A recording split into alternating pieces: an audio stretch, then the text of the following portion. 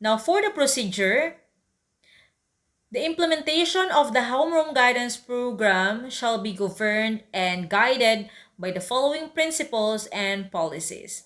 Number 1, nomenclature. Homeroom guidance shall be reflected in the class program of every school in the school forms as homeroom guidance. Again, homeroom guidance shall be reflected in the class program of every school in the school forms as homeroom guidance. Number 2, medium of instruction. The learning materials are written in English, but the regions may opt to use their mother tongue or any language convenient to the learners to ensure participation and interaction during the session and better understanding of the concepts. Now, this is also including the output that they are going to submit for this school year. And also we have number 3, time allotment. Time allotment for homeroom guidance is 1 hour per week from grade 1 to grade 12, while kindergarten, it will be included in their blocks of time. And also we have number 4 for the class program. The homeroom guidance shall be scheduled once a week. So we need to consider and adjust depending on the learning modality of the learner, as long as it complies to the time allotment of 1 hour per week or 60 minutes per week. And number 5, class advisors should be assigned to implement the program with the technical assistance of the guidance counselor. If the school does not have a guidance counselor, the school head may assign a guidance designate, but he or she should be provided with proper training specific to the implementation of homeroom guidance. And number 6, collaboration with the family and community is also encouraged in order to create a venue for the learners in developing such life skills. And we also have number 7, teaching load. Teaching homeroom guidance shall be equivalent to 1 teaching load on top of the teacher's advisory and subjects load.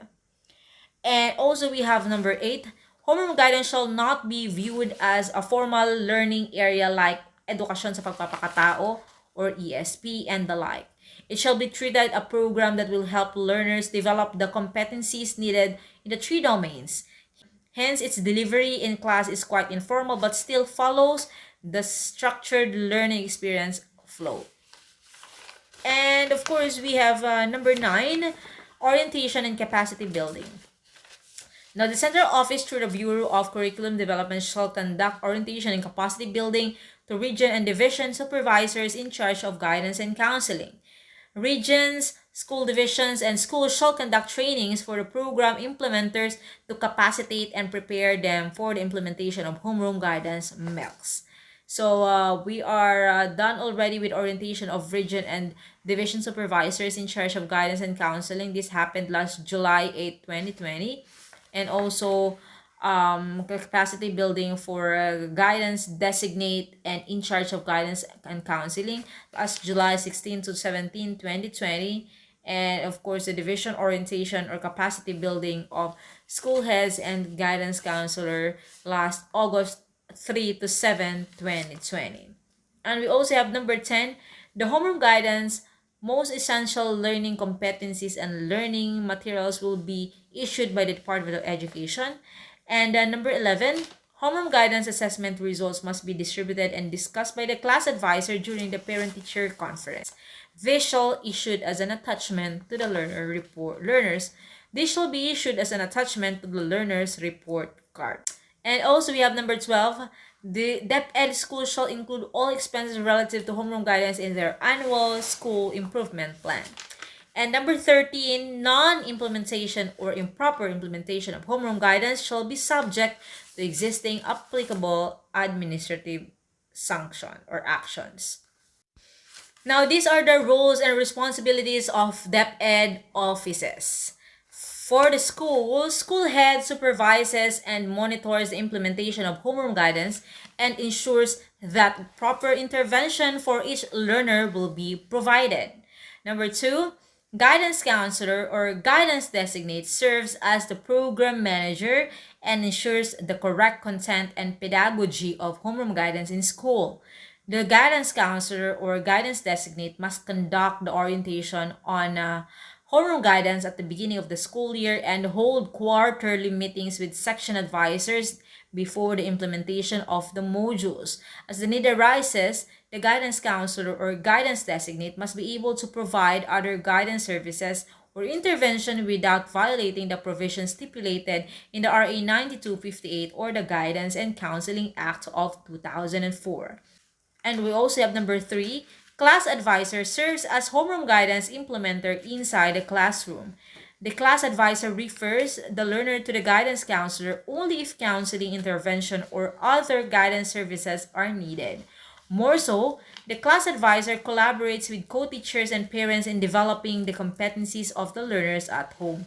Together with the guidance counselor, advocate, and parents, the class advisor shall identify and implement possible interventions for the progress of the learner. And for the schools division office, Curriculum Implementation Division or CID, through the ESP supervisor in coordination with School Governance and Operations Division or SGOD, through its designated guidance and counseling focal person, serves as the division program manager of the homeroom guidance and coordinates with the guidance counselor, guidance designate of schools. They ensure localizations and indigenization of content and pedagogy and are expected to monitor the conduct of homeroom guidance. And the regional office, the Curriculum and Learning Management Division CLMD, ESP Supervisor in coordination with Education Support Services Division or ESSD, through its designated guidance and counseling focal person, serves as the program manager in the region. He or she coordinates with the school's division program manager to ensure that the conduct of homeroom guidance is in accordance with the policy. They are expected to submit an annual report on the conduct of the homeroom guidance. In central office, the Bureau of Curriculum Development (BCD) serves as the program manager in the central office. The focal person ensures the correct curriculum articulation and consolidates annual report on the conduct of homeroom guidance.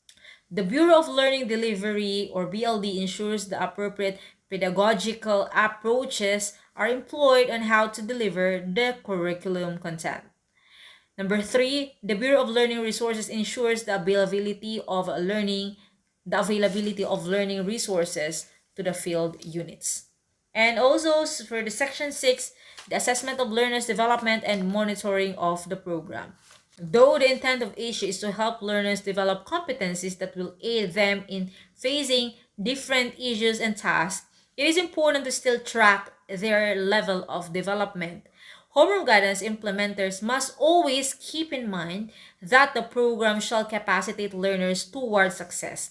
Hence, compared to the formal learning areas that are being measured, following the DO number 8 series of 2015, homeroom guidance shall utilize learners development assessment tool which is attached, which is in Annex 3, guided by the verbal descriptions below. Needs improvement, NI, the learner has not acquired a target competency. Developing, D, the learner acquired some of the target competency. Sufficiently developed, or SD, the learner acquired the target competency. And developed and commendable, the learner acquired the target competency and showed commendable in real life situations. So the learner's development shall be assessed through their portfolio and performance tasks. Conduct of homeroom guidance is mandatory, but this is not part of the academic rating. Grades are just descriptive, like the needs improvement description shall not be treated as failed, but shall indicate the needs for intervention from school and home. In the event that the learner remains at the need improvement at the end of each quarter, the advisor, guidance counselor, and parents need to work together to provide intervention. Disciplinary cases of learners must not affect their HG grades. Now, for the monitoring and evaluation, success and sustainability of the program will only be ensured if there is a systematic and adequate monitoring and evaluation. Now, monitoring and evaluation shall be done from September 2020 to April 2021 as scheduled by the department. Reports on the results of the monitoring and evaluation shall be submitted at the end of school year 2020-2021. The following are the offices and units which will implement, monitor, and or all will be affected by the policy. School level, the school head leads the monitoring in coordination with the guidance counselor or guidance designate or guidance advocate. School head ensures evaluation of the program with the help of the guidance counselor using the guidance homeroom guidance observation tool or the annex 1. School division level, this edukasyon sa pagpapakatao or ESP coordinator under the curriculum implementation division in coordination with the guidance counselor designated in the division office leads the monitoring using the homeroom guidance monitoring tool in the division level. They shall submit the monitoring result to their respective regional ESP supervisors and designated guidance and counseling focal person quarterly. And also the regional level ESP supervisor under the CLMD in coordination with the ESSD focal person for guidance and counseling leads the monitoring in the regional level, focusing on the entire implementation of the homeroom guidance. They shall submit the annual regional report of the implementation of HG to the Bureau of Curriculum Development every second week of April starting 2021. Now, for the national level, the Bureau of Curriculum Development leads the overall monitoring and evaluation of homeroom guidance.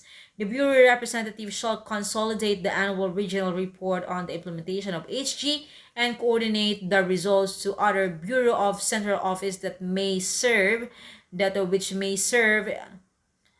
as a reference for future enhancements of the program and related policies. So effectivity, this policy shall take effect in school year 2020-2021 and succeeding years immediately upon publication in the DepEd websites. And of course, section A, we have the references.